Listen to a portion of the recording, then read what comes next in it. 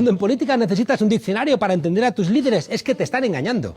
Es lo que pasaba con las misas en latín, que solamente tenían sentido para acojonar al personal. Pedro Sánchez sigue muy creativo, después de aquello del gobierno de cooperación, de aquello de la sociedad civil, donde casi solo invitaron a sus coleguitas. Y una vez que se ha olvidado lo del relator que no relataba, ahora quiere dejar a Cospedal como si fuera, no sé, una suerte de Demóstenes, y aquello del salario indiferido como un invento sin mayor ingenio. Porque ahora pide Sánchez una abstención técnica a Ciudadanos y al PP. Así que elegir a alguien presidente del gobierno no es una cuestión política, es una cuestión técnica. Con esa abstención técnica, Sánchez sería investido presidente por segunda vez, que parece que es lo único que quiere para preparar la tercera. Porque Sánchez vive el acceso a la Moncloa como quien encesta un triple en el último segundo, o se lo imagina, no sé, cómo ganar el partido según lo escribirían los guionistas de La Casa de Papel. Cuando no tienes un proyecto de país, cuando te escriben los libros, los discursos, incluso las tesis, cuando solo te sabes mover en los engranajes de las elecciones y en la burocracia del partido, tu horizonte es como mucho dentro de un ratito, pero no más tarde. Y el gigante sobre cuyos hombros vas no es un intelectual con algún prestigio y tampoco una persona reconocida por su honestidad y sus valores, no. Es Iván Redondo, que ha hecho un receso después de asesorar a Monago y a Albiol para decirle al socialismo cómo tiene que comportarse un partido de más de 100 años. Y lo mismo dice que hay que limpiar Badalona de inmigrantes como que hay que recibir al Aquarius o encarcelar al capitán del Open Arms. ¿Estáis los socialistas conformes? ¿Tenéis algo que decir? Cristina Narbona, Odón, Elorza, Tezanos, Mano Escudero. Pedro Sánchez se imagina su propio nombre en los libros de historia. Pedro Sánchez y Felipe González, las personas más veces nombradas presidentes del gobierno. El cómo, da lo mismo. Una por la moción de censura, otra ahora en funciones y la tercera, a partir de noviembre, con la abstención del PP o de Ciudadanos. ¿Hay algo más importante en política que batir récords? Eso es lo que tienes cuando a la cúspide de los partidos llegan mediocres, que solo valen para moverse con astucia frente a otros mediocres. Y como no tienen proyectos, son kamikazes, y eso para ellos es una ventaja, porque cuando no se matan, van llegando antes que los demás a los sitios. Algún historiador curioso podría preguntar, ¿y el Sánchez ese hizo algo? Pues no. Lo único fue subir el salario mínimo a 900 euros, y resulta que fue una exigencia de Podemos y de Pablo Iglesias, al que vetó. Cuando en la crisis de 2008, Sarkozy y Merkel empezaron a hablar de un capitalismo con rostro humano. Y luego, qué curioso, un par de meses después empezaron a desmantelar el Estado social. ¿Qué pasó? Pues que se dieron cuenta de que la gente no había salido a la calle a colgarles de las farolas. En las próximas elecciones, cuando Sánchez diga que le votes para pararle los pies a la derecha, vas, te olvidas y le votas. O si realmente queremos salvaguardar nuestra democracia, no lo hagas. Bienvenidas a la frontera, desobedientes.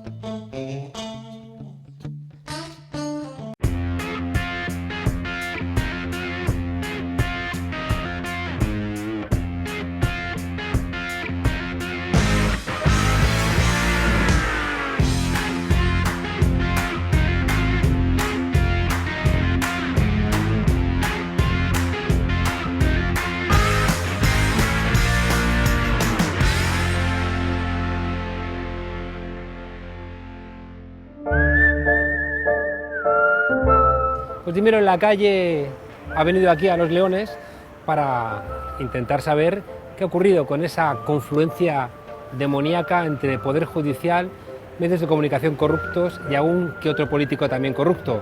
Vamos a verlo entrevistando a Victoria Rosell.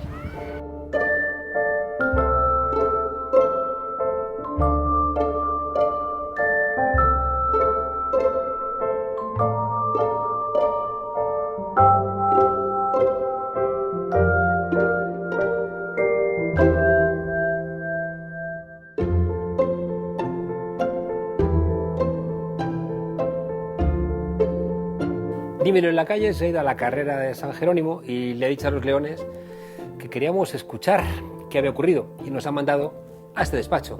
Y aquí estamos con Vicky Rosell. ¿Cómo estás? Hola, muy bien. ¿Contenta? Sí, mucho.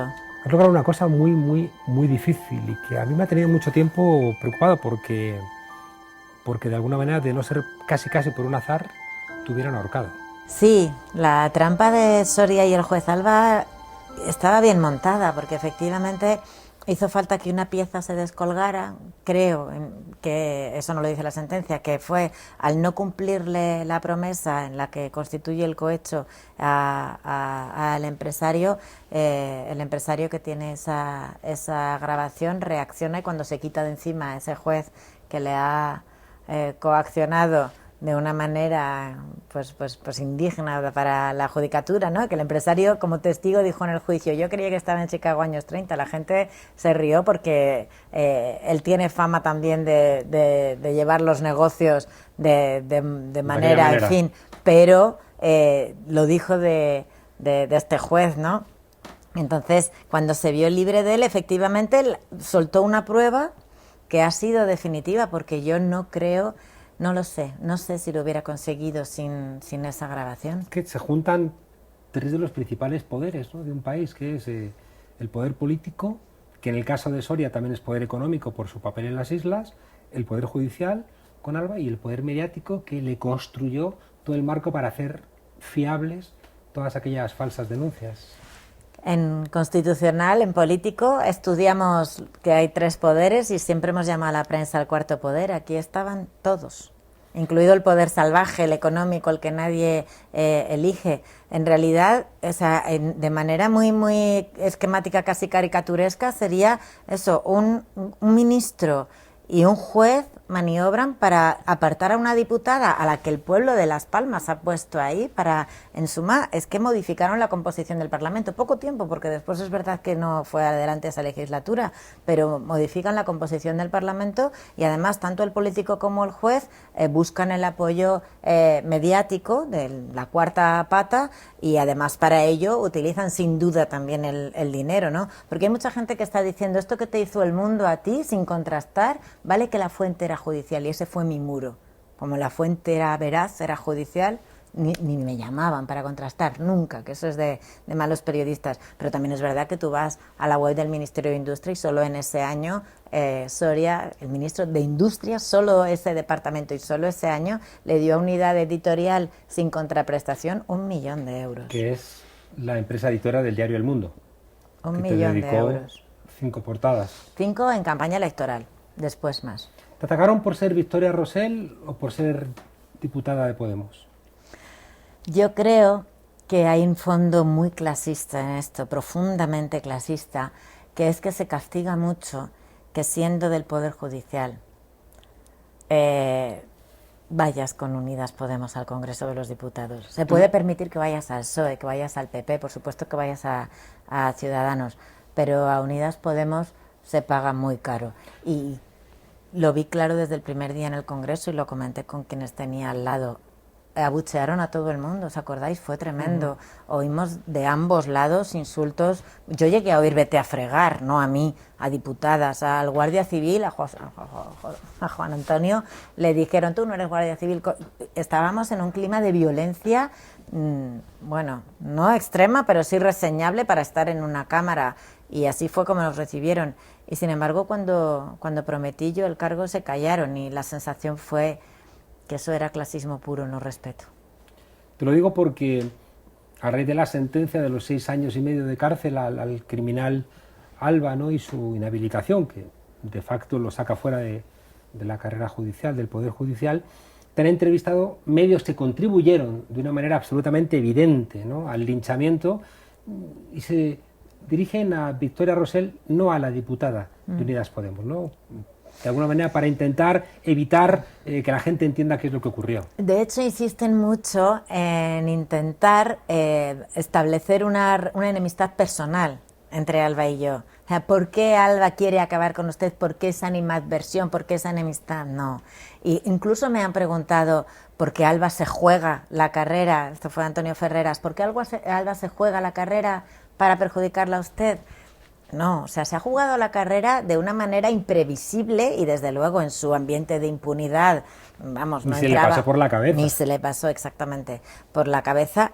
Pero lo que estaba haciendo era intentar prosperar en su carrera, gracias al favor de Soria, de quien él ha presumido siempre. Él es de mi promoción, pero de escalafón más bajo, de nota peor, y con escasos 10 años de carrera ya se estaba presentando a cargos para los que necesitas apoyo político. Lamentablemente en este país es así. Puedes llegar alto en la judicatura con mérito y capacidad, pero tienes otros tantos compañeros que han llegado ahí por favores políticos.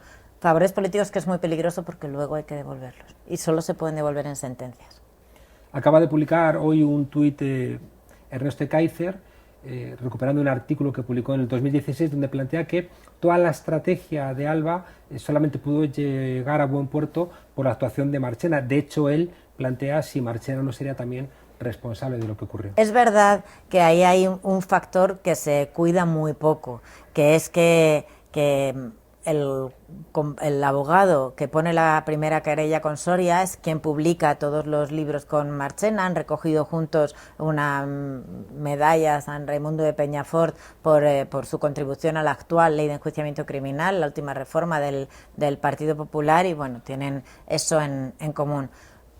Tienen tanta relación que cuando va la causa al Supremo, por ser yo aforada, se sustituye por otro personaje, que es Eligio Hernández, exfiscal general del Estado, cuyo nombramiento fue anulado, pero sigue utilizando este excargo, curiosamente, y sin embargo Eligio realmente fue quien trajo a Marchena a Madrid, lo sacó de Las Palmas y lo llevó a Madrid. Yo pienso que los abogados tenían que haber cuidado muchísimo más, que hay, 50.000 solo en Madrid, esa relación que sí tenían ambos con Manuel Marchena. Y sin embargo, Manuel Marchena a mí se me acercó un día y me dijo que efectivamente le habían engañado. Él tenía 2 informes de Fiscalía diciendo no admitas esta querella. Y por otros magistrados del Supremo me consta que allí hubo gritos. Pero si a mí me dice Marchena que él nunca pensó que un magistrado pudiera estar mintiendo de esa manera tan deliberada y tan sucia para promover su propia carrera y ayudar a Soria, en principio me lo tengo que creer. De quien no me puedo creer que sea inocente y ha salido de rositas de todo esto es de José Manuel Soria, que en sentencia se le menciona 8 veces y sin embargo no lo admitieron ni como testigo, porque evidentemente la carrera de Alba pivotaba sobre eso y tenemos testimonios que los unían. El fiscal de Sala dice no admitas esta querella de Soria al Tribunal Supremo. El Tribunal Supremo, lógico sería inadmitir, siempre ha sido así. Además, yo tengo un proceso contencioso, todo esto pagado por mí y currado por mí ante la Fiscalía, y mientras estoy en campaña, y mientras estoy intentando hacer mi trabajo de diputada, tengo un proceso contencioso contra la Fiscalía que también gano, y declaran que el fiscal jefe de Las Palmas salir el primer día de campaña electoral diciendo estamos investigando a Vicky Rosell por una supuesta falta disciplinaria, vulneró mis derechos fundamentales. Ese fiscal lo han promovido a la Secretaría General Técnica, ahora está de número 2 de la técnica, y con la actual fiscal general del Estado, con María José Segarra, lamentablemente sigue ahí y sigue informando cosas, en fin, con un perfil ideológico muy fuerte. Bueno, pues esta persona vulneró mis derechos fundamentales y en vez de hacerle pagar por ello, lo sacan de Las Palmas y lo meten en un puesto superior. Después, eso fue un 7 de marzo, ponen la sentencia a mi favor contra la Fiscalía. Un 15 de marzo dice el fiscal de Sala del Tribunal Supremo que se inadmita la querella de Soria. El 16 de marzo se reúne Alba con el empresario, que fue luego lo que se grabó, pero entonces no se sabía. El 18 lo llama a declarar. El 23 hacen la declaración con pruebas manipuladas. Ese día es miércoles santo. El viernes santo se publica en El Mundo. Y la siguiente ampliación de querella, la que no es con los informes de Alba, es solo con recortes de prensa del Mundo, que a su vez Fernando Lázaro publicaba todo lo de Alba, y es un periodista de terrorismo y seguridad, no de tribunales, salvo de Alba, que quedó muy claro, bastante claro, que era su fuente. Así que fue, claro, o sea, ves las fechas y dices, o sea, Soria constantemente tenía una información de la que solo disponía el juez Alba o las partes procesales, e incluso le llamaron la atención por eso. El fiscal de Sala dijo, Esta querella tiene información de ignorada procedencia por no ser esta señor parte procesal. Y luego Marchena es verdad que aplicó un artículo del 410 de la Ley Orgánica del Poder Judicial que no venía al caso porque hay que ser parte procesal para aplicárselo a un juez. En fin, sí que hubo varias cosas que todavía merecen una explicación, pero desde luego Soria no ha explicado jamás cómo es posible que obtuviera eso y ningún tribunal le ha obligado a explicarlo. ¿Y Soria se ha ido de rositas? Sí, así es. ¿No se puede hacer nada para sanear la democracia en nuestro país, impidiendo que una persona que ha tenido un comportamiento que podemos tildar de mafioso se vaya de rositas? Pues mira, yo le presenté una querella a Soria por calumnias e injurias, que es un delito que no me gusta nada, pero es que él dijo que yo era una prevaricadora de libro y un cohecho de libro.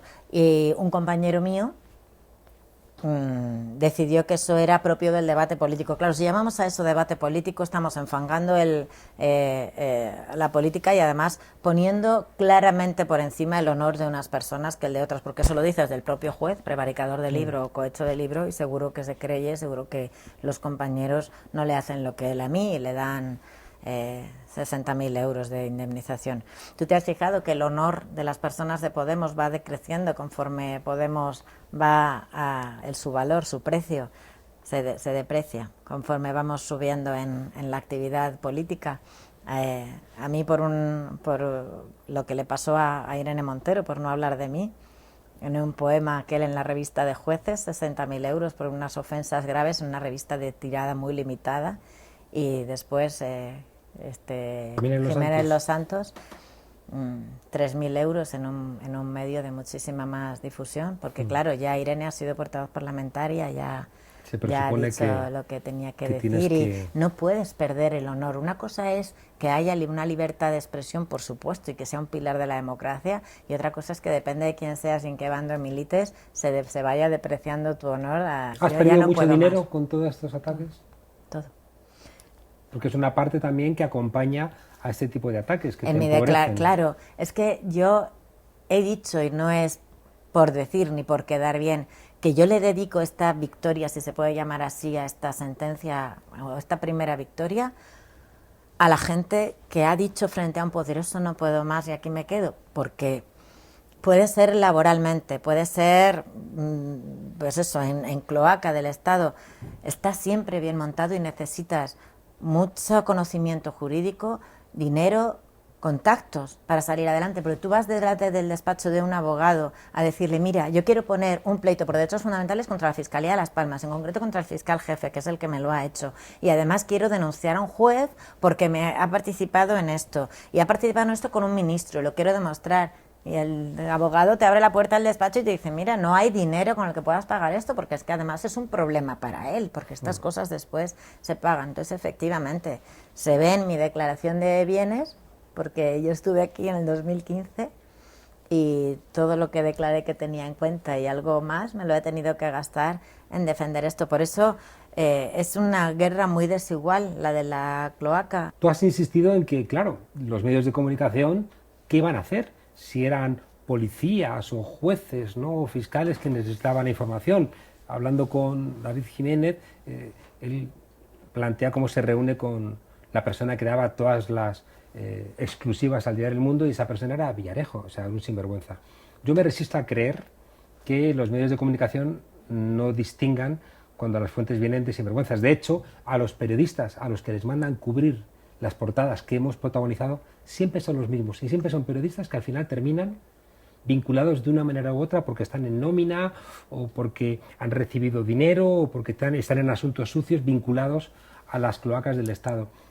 ¿No tienen una enorme responsabilidad los medios de comunicación en todo esto? A ver, yo he dicho a la prensa, a algunos con mucha ironía, que cómo ibas a saber tú, porque me consta personalmente que hay alguna periodista que lo sabía desde el principio. Y hay muy poca diferencia entre eso y el encubrimiento. Pues es que articulan incluso fechas, ¿no?, cuando lo que ha sucedido después está en una sentencia como delito, a lo mejor tú lo que tenías no era una fuente, era que conocías un delito, no un hecho. Y a lo mejor lo has encubierto porque si podías denunciarlo y podías evitarme a mí lo que he pasado. Porque sabían que te estaban haciendo a ti un montaje. La gente te pregunta, ¿pero le han absuelto? Bueno, le han absuelto por un delito que si tú no grabas al juez dándole el CD de las pruebas a un periodista, no lo tienes, porque uno tiene derecho a mentir porque es el imputado, o a no declarar la verdad, mejor dicho, y el otro derecho a no revelar sus fuentes, salvo que hubiera gente delante. Quiero decir, es que es casi inviable, ¿no? No creo que sea articulable en este país que a un periodista se le condene por revelación perdón, que a un juez se le condene por revelación de secretos si se los revela a un periodista, ni a nadie. O sea, se lo tienes que revelar a alguien que no tenga ese derecho.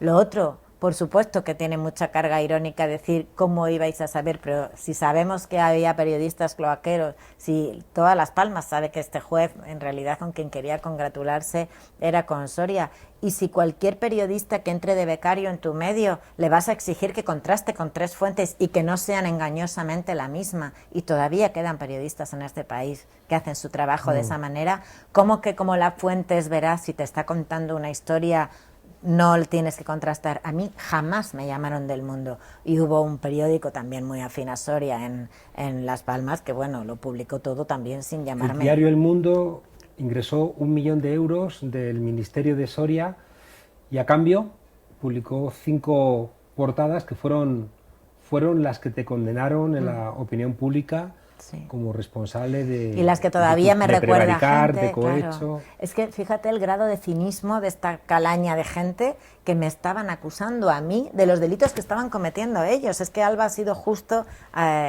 condenado por prevaricación, cohecho y por falsificación de documento público, que me parece un delito tan grave, ¿no? Prefabricar pruebas por parte de un magistrado que le da fehaciencia, le da veracidad a lo que escribe y que a su vez le da coartada, no fundamento, coartada a la prensa para decir la fuente es judicial, me lo creo y punto. Bueno, pues es que si has tenido atestados policiales manipulados, ¿por qué va a ser incólume un informe policial que, según magistrados del Tribunal Supremo que lo vieron, me reconocían que destilaba bilis? Pues claro que hay que poner en solfa lo que te llegue y ser periodista, pero es que a cambio en el otro extremo de la balanza no está la verdad, está efectivamente 1 millón de euros y una carrera. Quien haya seguido la carrera de José Manuel Soria sabe que ha utilizado el dinero y la prensa. A ver, es que dotó en el Cabildo, cuando presidió el Cabildo de Gran Canaria, dotó un premio de periodismo que se llamaba ni más ni menos que Canarios en el Mundo.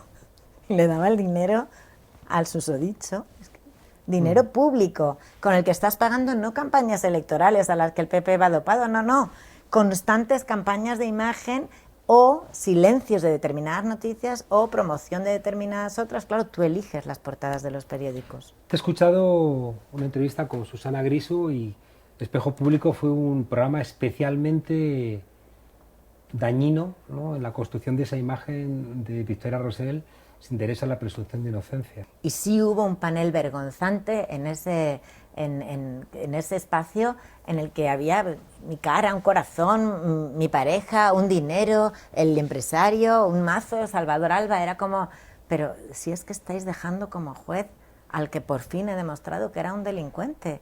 Pero todo eso queda ahí, y en los tiempos de Internet, salvo que pudiera ejercitar el derecho al olvido, que es muy difícil porque además exige que haya pasado un lapso de tiempo, curiosamente.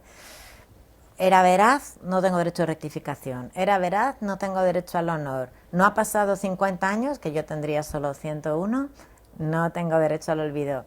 Claro, hay que ejercer un ejercicio de autorresponsabilidad, de autorregulación de la prensa con cánones un poquito más amplios, que yo creo que este país perdió todas las normas del periodismo cuando surgieron Indas y compañía, y pese a lo que se sabe que han hecho, nadie les ha exigido una responsabilidad que sí que exiges al obrero que hace una obra, a quien te vende una cocina, o desde luego al abogado, al médico. O sea, no hay, se está haciendo una casta curiosa entre la prensa que se sabe que no ha utilizado bien el periodismo, y sin embargo no sé por qué siguen ostentando un poder y un respeto, creo que inmerecido.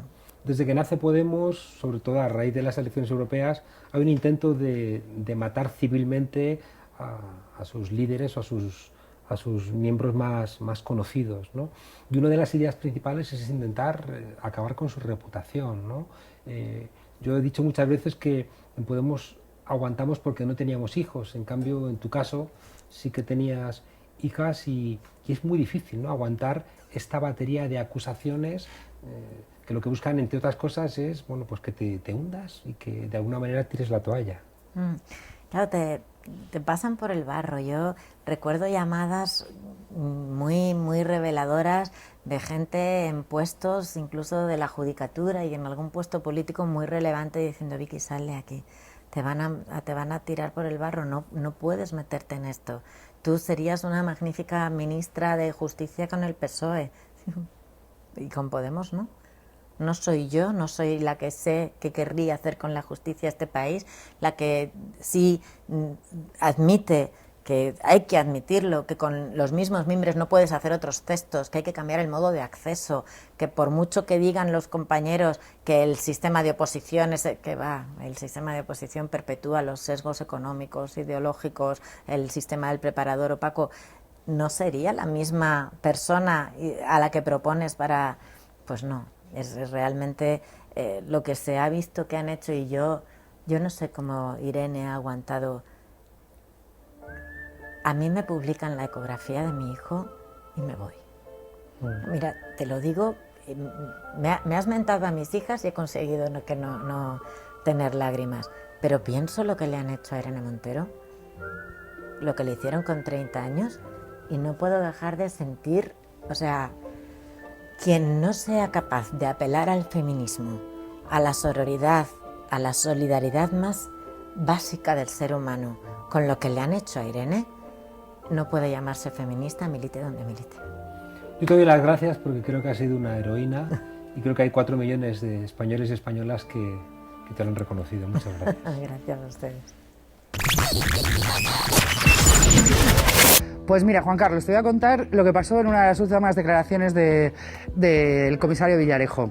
En su chantaje para intentar salir de prisión, diciendo a los fiscales y al juez que tiene información sensible, él habla de un suceso del caso Nos, en el que supuestamente el fiscal Orrats ha tenido un escarceo con una de las abogadas de la causa y ella se hizo así con un pendrive con información muy sensible de la pieza de la infanta, y que él podría desvelar el misterio. Fíjese, un periodista le voy a contar una cosa que le afecta al Ministerio Fiscal, a la Fiscalía Anticorrupción. Una ocasión, un periodista me trajo un pendrive de que un fiscal anticorrupción, en una noche de amor con una abogada, se la había dejado y afectaba precisamente a la infanta en el tema del Palma de Mallorca. Y entonces, ¿sabes lo que hice con ese pendrive? Se lo entregué a CNI. Le dije, por favor. ¿Y sabe lo que digamos, el CNI le aconsejó a ese fiscal, que por cierto ahora está excelente? Habría que dar la impresión de que ha habido un hacker que ha entrado en la base de datos de la Fiscalía Anticorrupción. No, se le había caído de estar con una señora, ¿sabe? Entonces, ese tipo de cosas, fíjese si es importante. Ese periodista no publicó prácticamente nada, me dio el pendrive y yo se lo di. Pero mira, se lo informé al Ministerio del Interior, a los responsables, y me dijeron, oye, esto hay que dárselo vamos a ver, primero CNI, creo que además se pusieron en contacto luego con su compañero y le dijeron, mételo otra vez, procura que no se te caigan las cosas al suelo, Realmente esto ocurrió. El fiscal Orrats, a manos limpias, a la abogada de Manos Limpias, a Virginia López Negrete, tenía en su poder una información que se la hizo llegar a un periodista socio de Villarejo, Daniel Montero, que la publicó en Interview. Sin embargo, aunque a finales de 2018 Villarejo estuviera intentando vender en la Audiencia Nacional que había habido un escarceo en el que una abogada se había hecho con el pendrive y demás, en el libro de Pilar Urbano, la pieza 25, que trata la causa Nos, el fiscal Orrats le explicaba cómo Virginia López Negrete le pidió meterse en su ordenador para hacerse con unos PDFs que se suministraban desde el juzgado y que resultaba más fácil, como también había dejado a otros abogados, y que se copió ese pendrive, que se lo dio a Daniel Montero, con el cual ha hecho negocios, por decirlo de alguna manera, en otros casos. No hay que olvidar que ella era la abogada de Manos Limpias y que Manos Limpias es el medio, la asociación que se ha prestado siempre a difundir las noticias e informes fake del comisario Villarejo y de la cloaca policial.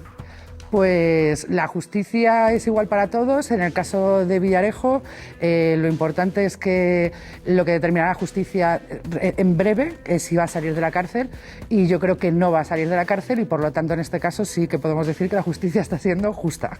Esto que explicamos hoy, que tiene que ver con el caso Nos, ocurre reiteradamente con otras grandes exclusivas y grandes bombas del comisario Villarejo que pasan desde el 11M a los negocios de Corina y demás, que se han ido explicando en el Congreso de los Diputados, y de que los diputados han hecho preguntas al Gobierno que en ocasiones han sido contestadas con mayor o menor fortuna, pero contestadas. La moraleja de esto es que la verdad absoluta es muy difícil de conseguir. Él tiene una parte de verdad que la manipula y de ahí se genera una mentira. Nuestra obligación, que es lo que llevamos haciendo aquí mucho tiempo, es desvelar la verdad. Estoy pensando que nos quedan 8 minutos y 42 segundos. Podemos subir, esperar a los artificieros, tomarnos un capuchino. Los artificieros nunca llegarían a tiempo. Quedan 8 minutos y 31 segundos, Roche, por favor. Mel Gibson en Arma Letal 3 contaba con apenas 8 minutos para decidir si cortar el cable rojo o el azul. Nada que ver con los 142 días que ha tenido Pedro Sánchez. En ese tiempo esta gente se hace un par de másters, una tesis doctoral. Cable rojo, cable azul. Sus votantes le dieron una pista la noche del 28 de abril.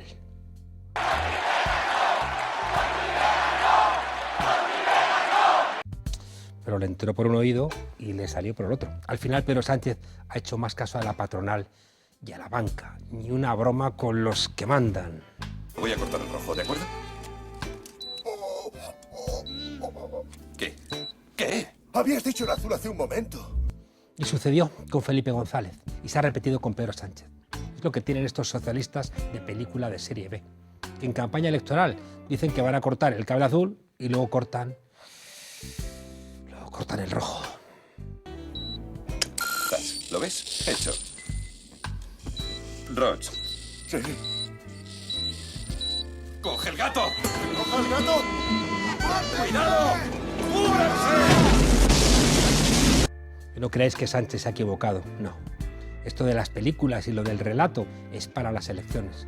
Será en noviembre, si los votos les dan, cuando Sánchez sea presidente y Rivera vicepresidente. En las elecciones vamos a quitarle hasta los alicates. Hasta mañana, desobedientes.